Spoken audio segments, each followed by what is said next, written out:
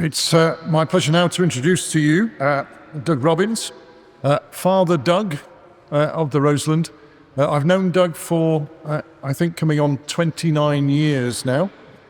He was once mayor of this city, I believe, but I've known him mainly in his ministry across the churches in the Roseland. And I think if I could claim any credit this evening, it's when they said, who should they get to speak about the Roseland? I said, well, Doug will say something. And I'm sure he will. Doug. Thank you, Alan. I am but a redundant canon these days.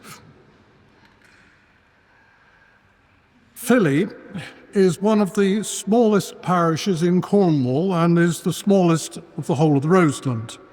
It stretches from Pendarrow Beach on the south coast to the River Fowl in the north.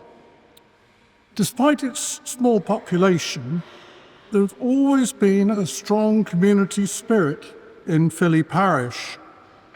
And although there are no records of carol singing around the parish in the more distant past, some of us who were born in the parish can recall carol singing around the area in the 1950s, often led by the Roseland young farmers. Accompaniment was given by Andrew playing a piano, which was precariously balanced on a trailer or a pickup, continuing to play as she was driven from place to place. In the late 1970s and early 1980s, carol singing around the parish was led by the curate, the Reverend Mike Palmer, who had been a boy soprano in St. Paul's Cathedral Choir.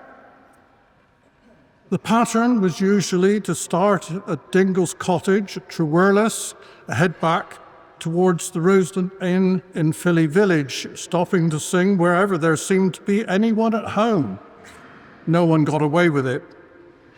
The singers wended their way through Truro's hamlet to Lower Penhallow, then on through Treworthal. Warming refreshments were offered by many of the householders. On one occasion, some of the party felt that the drinks being offered by Johann were too strong for them. One of the carolers thought that it would have been embarrassing to have left them, so he finished them off, leading him to sing much more lustily for the rest of the evening. Frequently, there was no instrumental accompaniment, but in more recent years, while the Reverend Jill Edwards was priest in charge, Martin, her husband, supported the singers with his accordion. However, carol singers were not always welcome, perhaps because of arriving on the doorstep at an inopportune moment. On one such occasion, they arrived at the first bungalow coming into Philleigh village from White Lane, where one of the then church wardens lived. They were greeted at the door by the lady of the house, dressed for dinner. She turned and called to her husband, who was a retired brigadier, "Darling, it's the carol singers." He was heard to respond, "Tell them to bugger off."